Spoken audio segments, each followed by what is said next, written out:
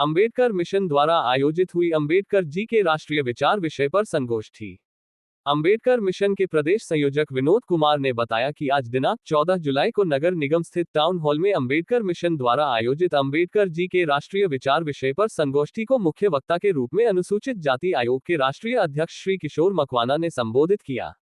संगोष्ठी को संबोधित करते हुए मकवाना ने कहा कि बाबा साहेब अंबेडकर का जीवन कठिन होते हुए भी उन्होंने देश एवं समाज के लिए अपना संपूर्ण जीवन समर्पित किया।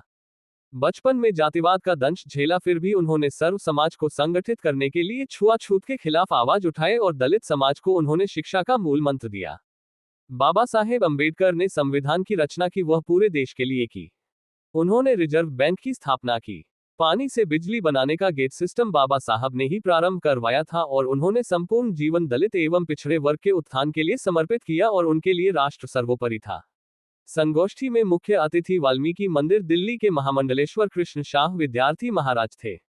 संगोष्ठी को संबोधित करते हुए महामंडलेश्वर कृष्ण विद्यार्थी जी महाराज ने कहा कि समाज में शिक्षा बहुत ही जरूरी है एवं बालिका शिक्षा पर भी उन्होंने जोर दिया एवं समाज से बालिकाओं को शिक्षित करने हेतु आह्वान किया एवं खेल का महत्व बताते हुए कहा कि मानव जीवन में खेल भी बहुत आवश्यक है एवं इसे जीवन का अभिन्न अंग बनाना चाहिए। कार्यक्रम की अध्यक्षता पूर्व पुलिस महानिदेशक टीसी डामोर ने की। डामोर ने संगोष्ठी को संबोधित करते हुए जातियों में बटे समाज में सभी समाजों की एकता एवं समरसता पर जोर दिया। समारोह का अम्बेडकर मिशन के रूप में एक कार्यक्रम का आयोजन आज किया गया है, जिसमें एसटी मोर्चा के राष्ट्रीय अध्यक्ष आज यहाँ पर मकवाना साहब पधारे हैं। उनके द्वारा आज एक संगोष्ठी का आयोजन किया जा रहा है, जिसमें उदयपुर नगर के समस्त लोगों को आमंत्रित किया है और उदयपुर के आसपास से, उसके लिए उन्होंने इस कार्यक्रम का संयोजन किया। अभी तक कितने रजिस्ट्रेशन हो गए? करीबन आपके 700 से ऊपर रजिस्ट्रेशन हो चुके हैं और अभी निरंतर कार्यक्रम अभी चल रहा है रजिस्ट्रेशन। और खचाखच भरा है लगभग, और बारिश है तो भी हमारा जो निमंत्रण पत्र है उसको स्वीकार करते हुए सभी जने पधार रहे हैं और कार्यक्रम काफ़ी सफलता पे है और माता और बहनों सभी आ रहे हैं और हम यहाँ बैठ के। महानिदेशक टीसी डामोर ने की। डामोर ने संगोष्ठी को संबोधित करते हुए जातियों में बटे समाज में सभी समाजों की एकता एवं समरसता पर जोर दिया। संगोष्ठी में विशिष्ट अतिथि राम प्रताप जी महाराज ने समाज में शिक्षा के साथ संस्कार की महत्ता पर जोर दिया एवं वर्तमान में इसे आवश्यक बताया।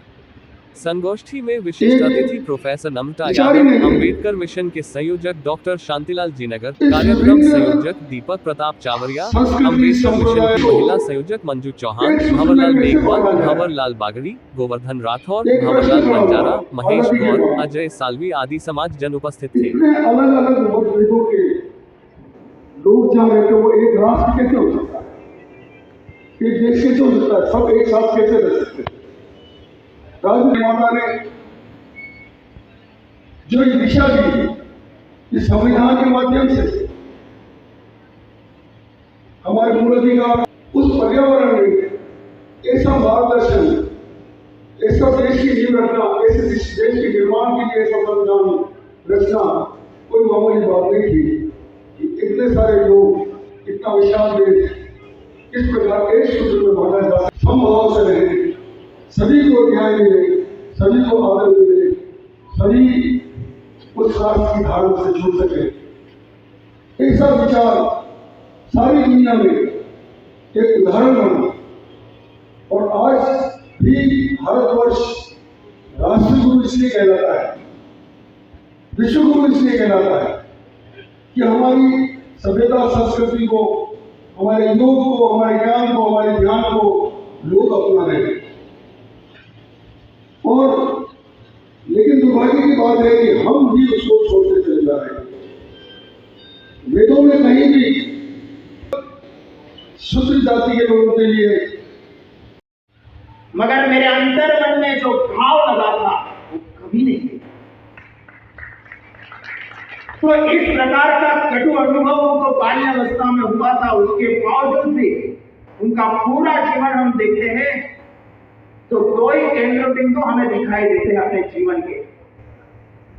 पहला है कि जिस समाज को शताब्दियों से अधिकार और न्याय से वंचित रखा गया था, और दूसरा उनके जीवन का केंद्र बिंदु था नेशन फर्स्ट, राष्ट्र हित सर्वोपरि और महान चौदार तलाब का सत्याग्रह देखिए, कोई भी एंगल से देखिए, संविधान निर्माता के अम्बेडकर बोलते हैं।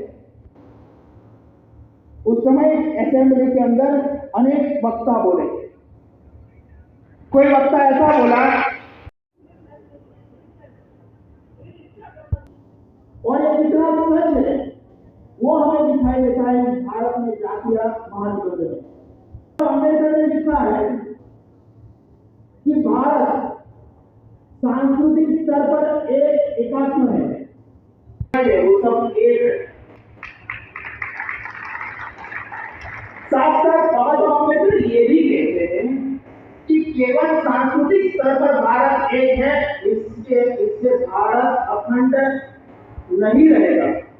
देखिए आप बाबा साहब अम्बेडकर ने कितना सटीक भारत का निदान किया है। एक डॉक्टर जिस प्रकार रोग का निदान करता है, उसी प्रकार बाबा साहब अम्बेडकर ने भारत की जो समस्या है उसका निदान किया है।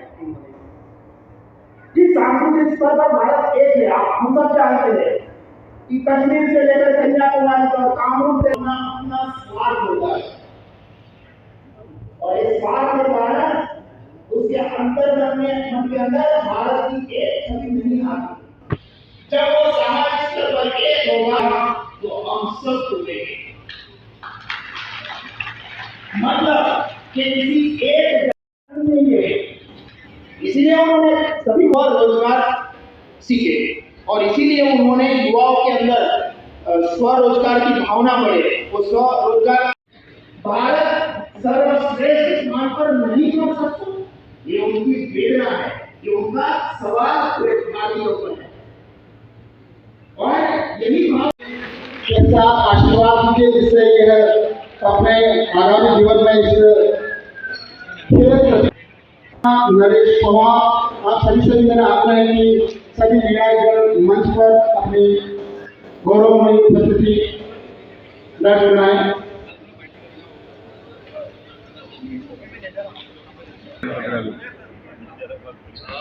बढ़ चढ़कर आपने हिस्सा श्रीमान मदन जी चंदेल साहब का बहुत बहुत आभार व्यक्त करना चाहता हूँ। हमारे निर्णायक बहुत ही निश्चल मन से मेरी भूमिका बहुत ज़्यादा नहीं है, बहुत विलम्ब भी हुआ है और मैं आभार व्यक्त करना चाहता हूँ हमारे इस वीरों की और भक्ति की नगरी में सभी अतिथियों का।